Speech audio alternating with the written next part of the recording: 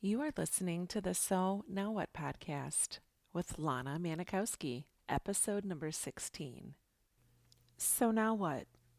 These three words raced through my mind time and time again during my journey through fertility treatments. I tried desperately to have a child, but never was able.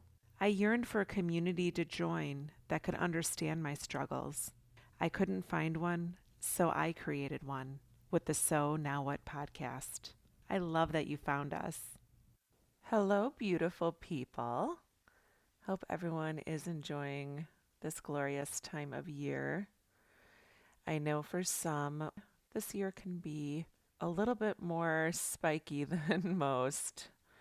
I know with all the things going on in the world and health concerns and families not coming together as they normally would, and add that on top of infertility and not having children to share your holidays with and your holiday traditions with, it can be a little bit confusing and hard to find maybe happiness and joy and all the things that we want to feel around the holidays, but just can't seem to navigate through.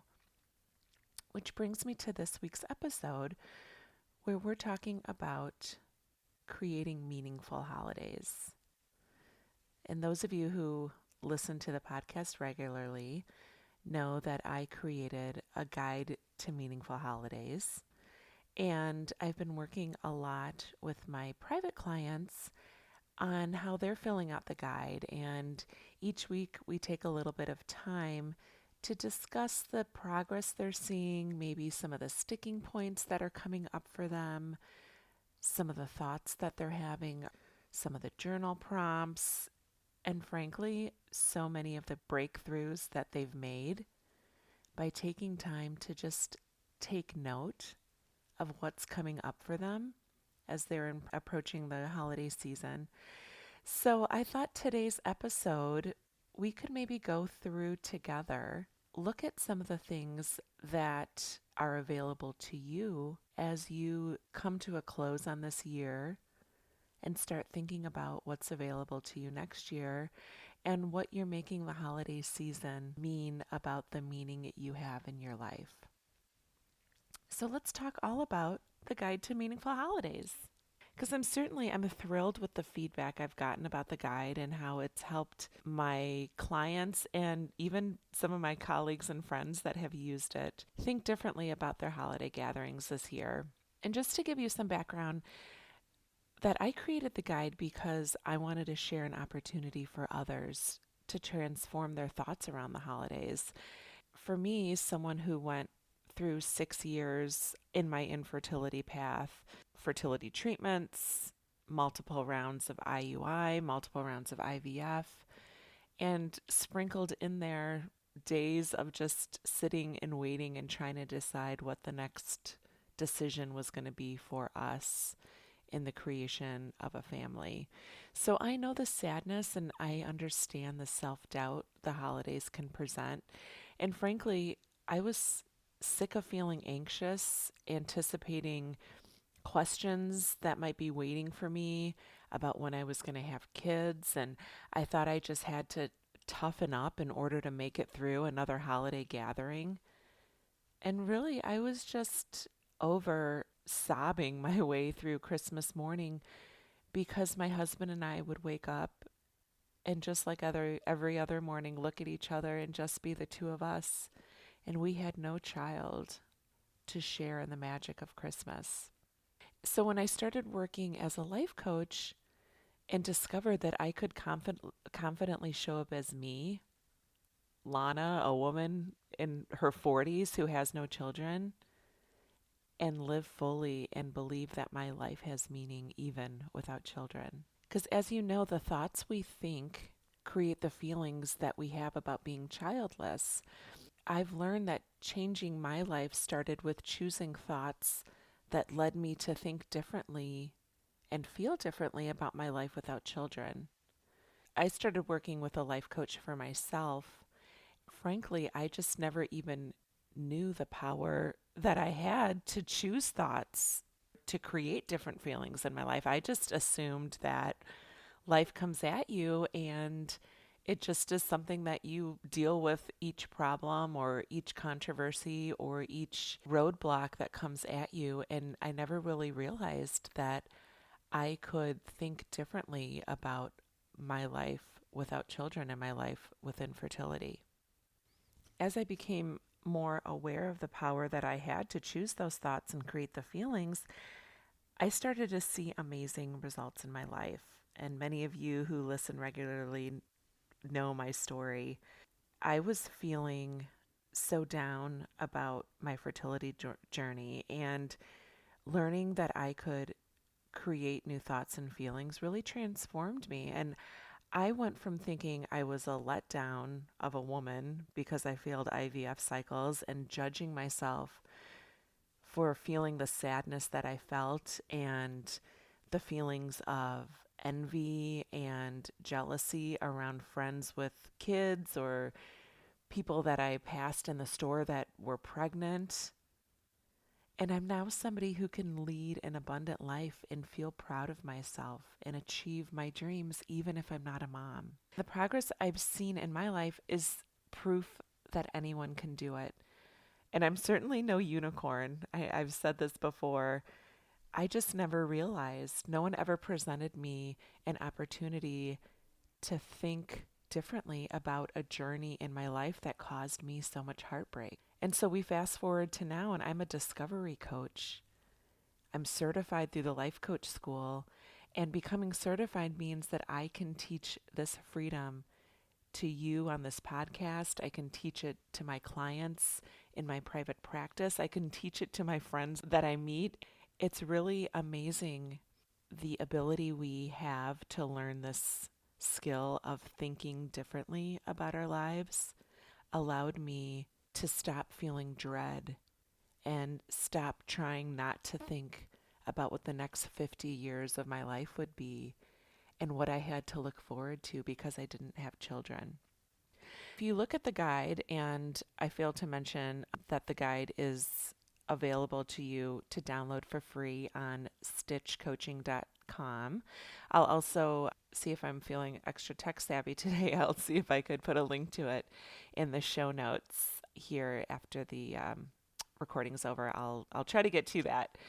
So when you go through the guide, you'll see that I started a process of changing my thoughts by simply observing them. So that's where the journaling comes in. So the paper thinking, as I call it.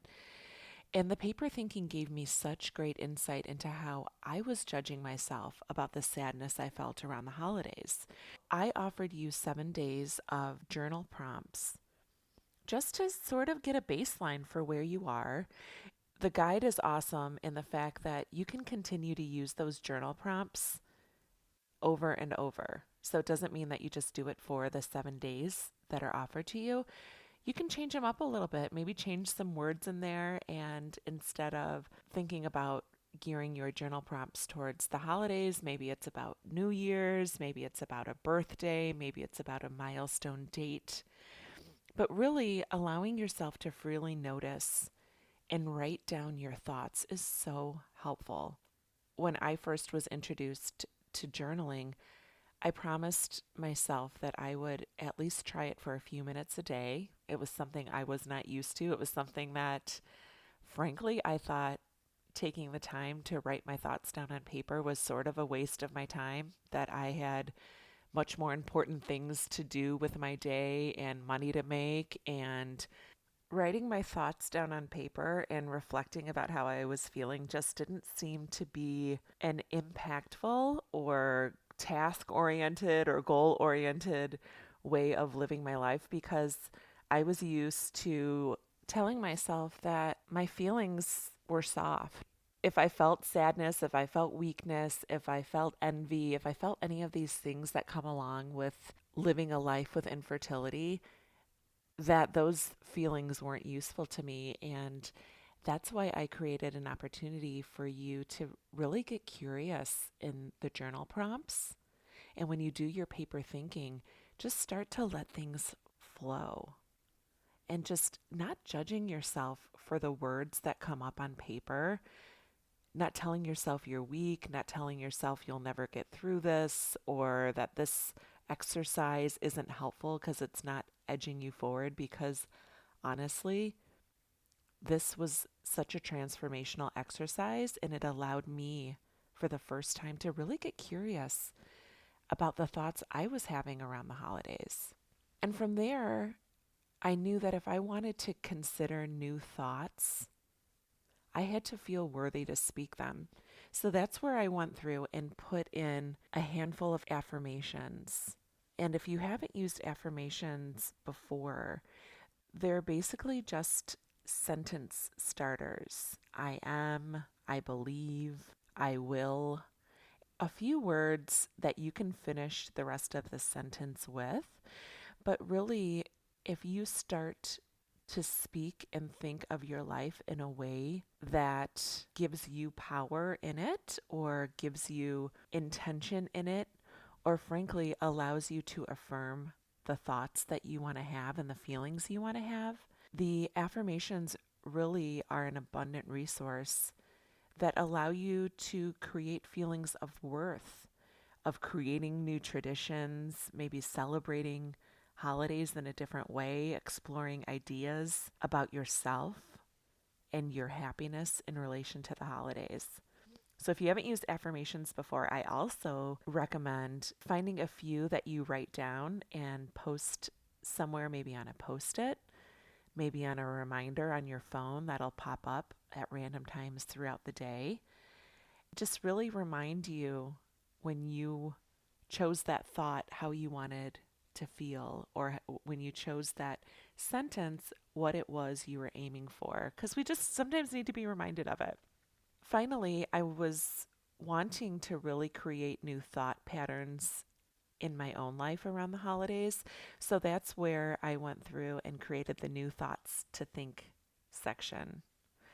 So I challenged myself with a series of questions that allowed me to just dive deeper into why I wanted to create a new mindset for myself around the holidays. And I'm certainly not saying that this growth is going to happen overnight. And my progress, certainly in my own life, didn't come without commitment or discomfort, because feeling and allowing myself to feel and recognize some of the feelings that are just buried away back in our mind and back in our hearts, and really allowing myself to think them on paper can be super uncomfortable if it's not something that you've done before. The feedback I've gotten about this guide is that it allows one to experience the holidays in such a different way, in a more controlled, emotional way, in a more meaningful way. And I want you to see that that's available to you too. I created a live guided training. I have that available on my Facebook page. If you aren't, please follow Stitch Coaching on Facebook.